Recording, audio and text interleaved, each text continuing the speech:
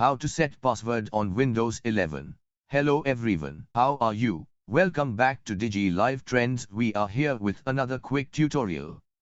In today's video, we will understand how to set password on Windows 11. If you are ready, here is what you need to do.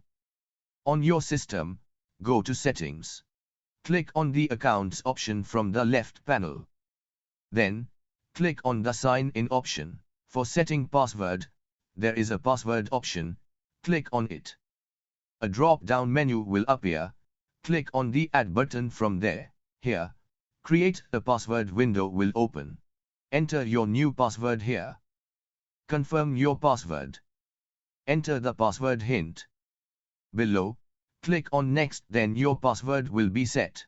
This is how you can simply set your Windows password. So guys, if you enjoyed this video, please hit like and subscribe to our channel. Thank you for watching. See you soon in the next one. Take care. Bye bye.